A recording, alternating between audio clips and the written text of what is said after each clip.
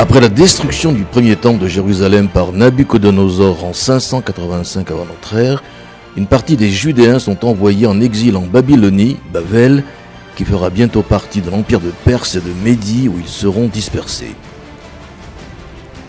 À la tête de cet immense empire règne Assuérus, Achashvérosh, dont le palais se trouve dans la ville de Suse, Shushan, capitale des 127 provinces qui lui sont assujetties. À l'occasion d'un gigantesque festin populaire, destiné à marquer la grandeur de son pouvoir impérial, lui vient l'idée de contraindre son épouse, la reine Vashti, de se produire en public afin d'exalter sa beauté. Devant son refus, il la répudie et se met en quête d'une nouvelle épouse en organisant une sorte de concours de beauté dont la gagnante sera une orpheline, une certaine Esther, dont l'origine juive sera gardée secrète. La nouvelle reine Esther n'est autre que la proche parente et fille adoptive de Mardoché, Mordechai, exilarque, chef de la communauté juive en exil. Proche de la cour royale, Mardoché est le témoin des préparatifs d'un complot visant à assassiner le monarque Assuérus qu'il s'empresse de dénoncer auprès des autorités avec l'aide d'Esther. Une fois la tentative d'assassinat déjouée et les criminels exécutés, l'affaire fait l'objet d'une simple consignation dans les annales royales sans qu'Assuérus en soit informé. Dès son accession au pouvoir, Aman, descendant d'Amalek, exige que toute personne se prosterne sur son passage. Or, le pieux Mardoché s'y refuse ostensiblement. Fou de rage d'avoir subi un tel affront, l'anti-juif Aman décide d'anéantir toute la population judéenne de l'Empire. Ainsi, il calomnie les Juifs auprès du monarque Assuérus en lui faisant croire qu'ils ne font pas de bons citoyens. Et Aman dit au roi Assuérus: il y a un peuple particulier, dispersé et distinct parmi les peuples dans toutes les provinces de ton royaume. Leurs usages diffèrent de ceux de tout peuple et ils n'appliquent pas les usages du roi. Aussi, il n'y a aucun intérêt à les laisser en paix. Megillah, chapitre 3, verset 8.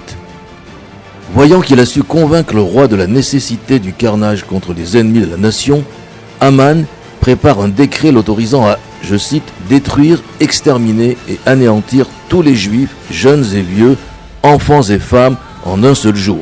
Il fixe même la date de l'anéantissement par tirage au sort. Ce sera le 13 du mois de Hadar. En apprenant le plan d'élimination de son peuple, Mardoché prend le deuil et fait connaître à Esther les desseins diaboliques du premier vizir. Il la supplie d'aller trouver le roi pour implorer sa pitié et l'informer qu'il a été abusé par Aman. Esther expose à Mardoché le danger qu'il y a à comparaître devant le roi sans y être invité.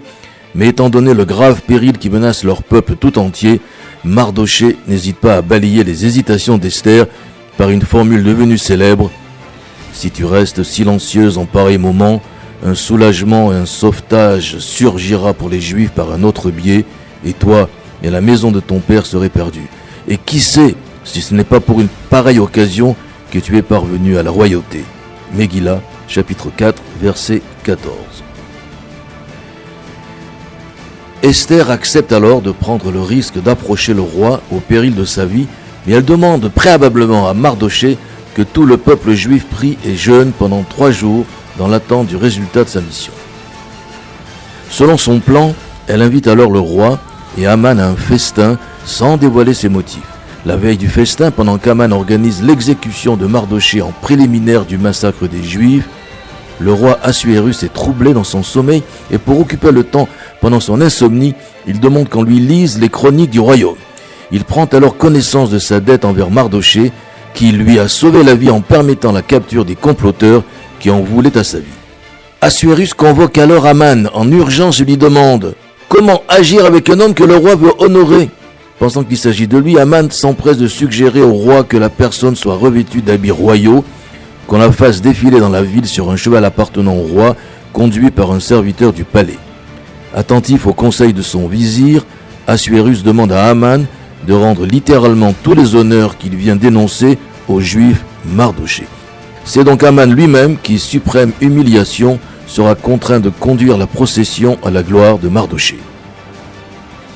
Lors du festin organisé par Esther en l'honneur du roi et de son vizir, Esther dévoile à Assuérus son identité judéenne ainsi que le plan d'extermination des Juifs fomenté par Aman, lequel, perdant toute retenue, se jette sur Esther pour implorer sa pitié. Assuérus en est outragé et inverse le décret à l'encontre d'Aman et de son clan. Le persécuteur sera ainsi pendu sur la potence initialement prévue pour Mardochée. Sur la base du nouveau décret royal qui autorise les Judéens à se défendre, Mardochée va organiser une contre-attaque victorieuse contre tous les ennemis qui s'apprêtaient à anéantir les Juifs. En un seul jour, le 14 du mois d'Adar, les Juifs se débarrassent de leurs ennemis dans toutes les provinces de l'Empire. Mais il faudra attendre le 15 Adar pour achever la bataille de Suse, la capitale. Mais ne nous attardons pas sur les suites historiques de ces événements et sur les règles de la fête instaurées par Mardochée et Esther, lesquelles feront l'objet du second épisode sur la saga de Pourim.